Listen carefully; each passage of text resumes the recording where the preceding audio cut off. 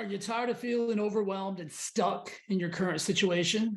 Then it's time for a mindset reset. Join me in my 6-part mindset reset training and learn how to overcome the negative thought patterns that are holding you back. With my proven techniques and strategies, you'll be able to cultivate a positive mindset and start living the life of abundance you absolutely deserve and desire. Don't allow overwhelm to hold you back any longer. Take control of your mindset and transform your life today. Hi, my name is Jay Nixon, and I'm the author of the best-selling weight loss book, The Overweight Mind. Over the years, I've helped countless clients from all over the world transform their lives by improving their mindset. Through my work, I've come to understand that the key to any transformation lies in the power of the mind. As I've seen in firsthand, a positive and empowered mindset can be the catalyst for profound change in all areas of your life. That's why I'm excited to share with you my insights, strategies, and tools for transforming your mindset and living the life you truly desire. By focusing on the power of your mind, you can overcome obstacles, break through limiting beliefs, and achieve your goals, whether it's losing weight, building the dream career you've always wanted, or improving your relationships. So join me on this journey of transformation and discover the power of your own mind to create the life you deserve. If you'd like more information about me, my studio, my program, or my supplement line, you can go to thriveforeverfit.com, find all the information, all my social media links, everything. Let's jump into the training. Today's topic is one of my absolute favorite things to teach and train on. It's mastering your mind. It's conquering the battle between your inner coach and your inner critic. I call mine my inner champ versus my inner chump.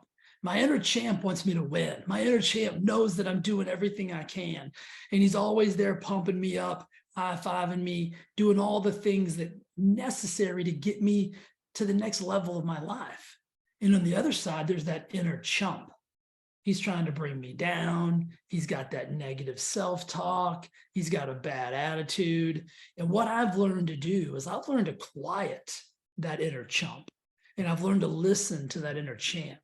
And that's what I'm going to teach you how to do in today's training. You are absolutely going to love it. I'll take some good notes.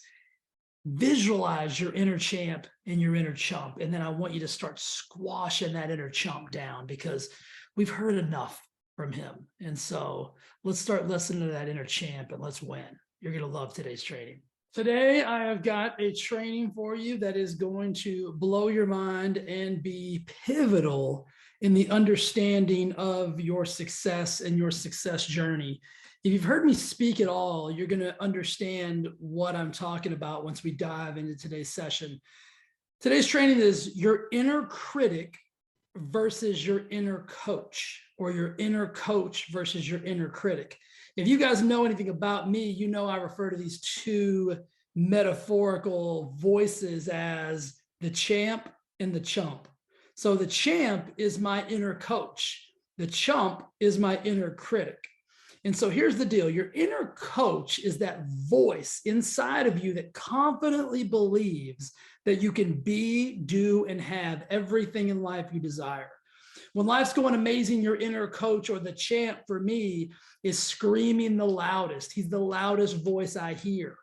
Now, your inner critic, or the chump, is the voice that we listen to when adversity or challenges arise. It's the voice we hear more often that keeps us from believing we're not capable of being who we desire to be. Now, let's talk about the inner critic first, because this is the one that most of you guys are highly focused on. For me, again, I call him the chump. The champ is that inner coach who's got my back. He wants me to win, and he's the one I'm always chasing to be the best version of myself. That inner chump's the one I'm trying to push that voice down as far as it'll possibly go. But for most people, they get uber focused on the criticism of themselves. So your inner critic, for most people, the inner critic, aka the chump, speaks the loudest. This is the voice that discourages us and keeps us from taking risk. You might recognize this voice if it tells you things like this. You're not talented enough.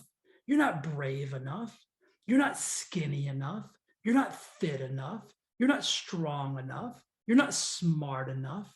Any and all of those things, or a combination of those things, is where the inner critic really shines. That's when he likes to really hammer down on you, he or she, so that she can keep you in that place and space where you are and keep you from going after the things in life that you really do deserve and desire. This is the voice that makes us lose sight of who we are. And the voice that discourages us. And it actually encourages us to take the easier, more comfortable route, the expected route, the route that we're already on, the route that we already know what results we're going to get from. See, the critic's mission is to limit your potential, to see ourselves in contrast to the ideal life that we have chosen for ourselves, and to make us strive for something that we're not, something that we don't even want. I often say that people stay in lives, people stay in jobs, relationships, bodies that they don't even love. Why do you think that is? It's because their inner critic is driving the bus. Their inner critic is controlling their thoughts, their words, their actions, every single thing they do, the inner critic is control of. Now let's shift gears. Let's talk about the inner coach, or for me, I call him the champ. And when you think about your inner coach, I want you to start them to think about him as your personal mentor. The coach can be a little bit harder to hear because remember that critic voice is super loud. It's always there. It's always trying to push you down. And sometimes you got to listen a little harder to hear that coach's voice. And while the critic shouts for attention, the coach waits to be asked before offering direction. And what I mean by that is it's situational. So when you're in that moment, I'll use myself as an analogy. Oftentimes I call upon the champ or my inner coach while I'm working out. You guys, some of you guys have seen workout videos from me before, and you'll see me talk to myself. I'll be mouthing words, but nothing's coming out. I'm actually having a conversation with my inner coach. I'm talking to the champ. I'm telling myself I'm coming to get you. Like, yes, I'm going to follow your lead. Yes, I'm going to do the things I know I'm capable of doing. Yes, I'm strong enough. Yes, I'm good enough. Yes, I can push a little bit harder. That's me connecting with that inner mentor, with that inner coach. You've got to be able to do the very same thing. You see, because your inner coach, the champ, he or she sees failure as situational and temporary. They see it as an opportunity. They see it as a challenge that you're going to overcome and then become better because of. Your inner coach encourages you to put yourself out there. Get comfortable being uncomfortable. Your inner coach helps you grab a hold of what it is that you so desperately want. And it pushes you into those fires without hesitation because it knows on the other side, that's where the win is. That's where the victory is. That's where the success is. That's where you deserve to be. Your inner coach pushes you to be the best version of yourself. And that's why I call him the champ. And my brain, the way my brain works is I think of my inner coach as that person that I'm chasing. It's the me in the future that I deserve and desire to be, that's continually a little bit better than me, a little bit faster than me, works a little bit harder than me, has a little bit more than me. But I know if I keep going, I can be that because that is me. Your inner critic's the one that's trying to drag you down. Your inner critic's your past. It's the judgment. It's the self-criticism and the self-doubt that you have. That's your inner critic. And listen, while it's great to have real mentors, I'm your mentor, I'm your coach. You need real mentors and coaches. I have real life mentors and coaches, but my belief is that nobody knows you better than you know yourself. And there's no better coach in those situational moments because I can't call my coach or mentor during the middle of a workout.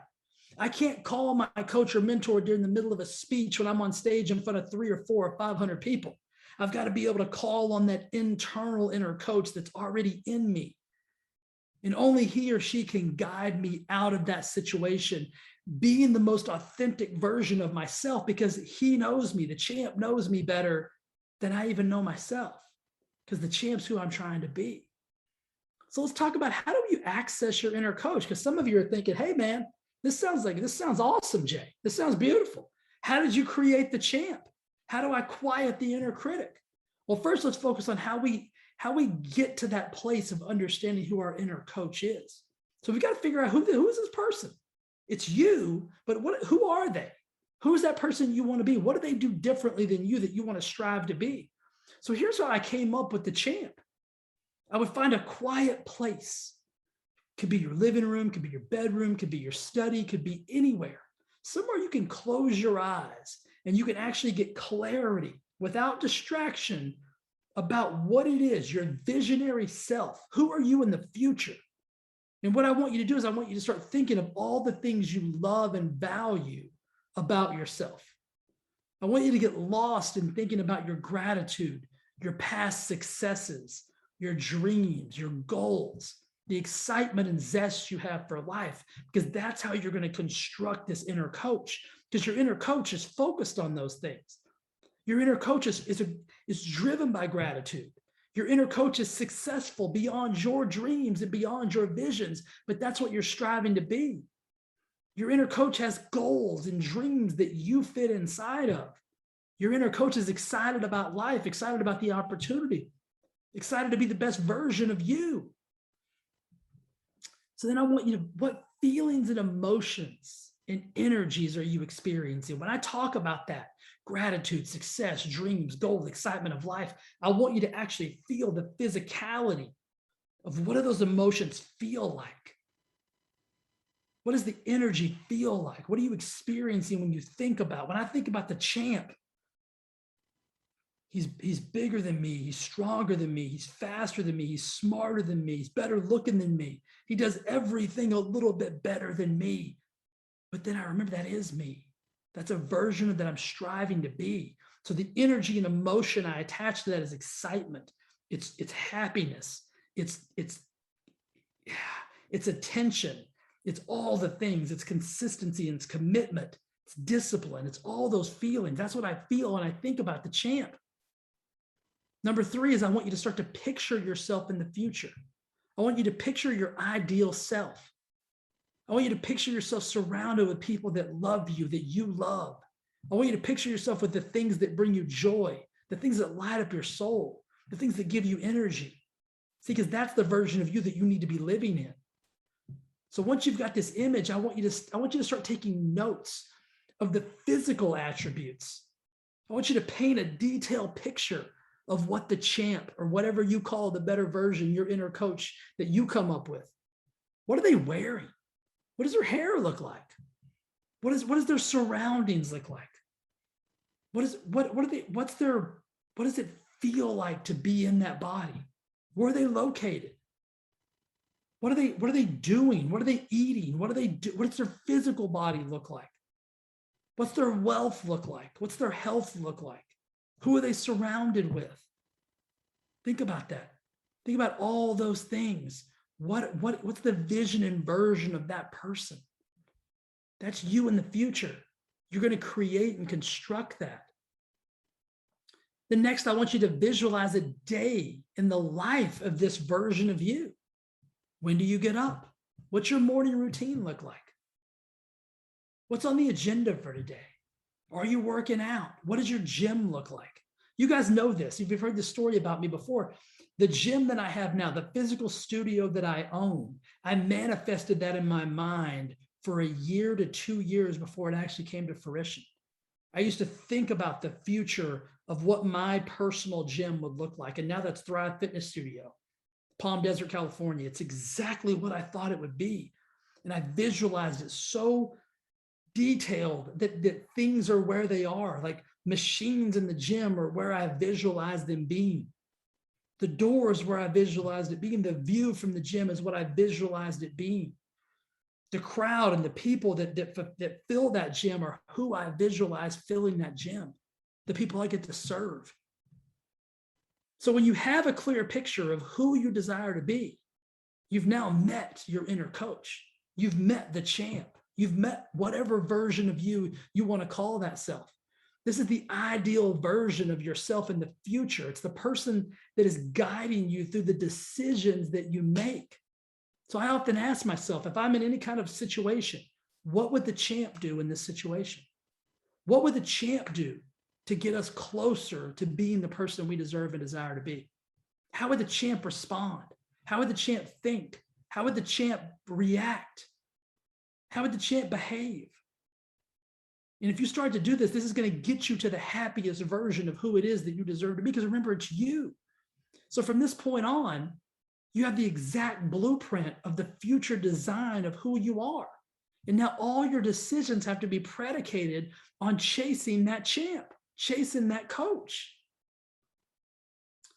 Now, some of you guys are going to ask, what if I don't like what I see? What if when I do this visualization, Jay? What if when I try to create this version, what if the critic's a little louder than the champ? What if that's who I see?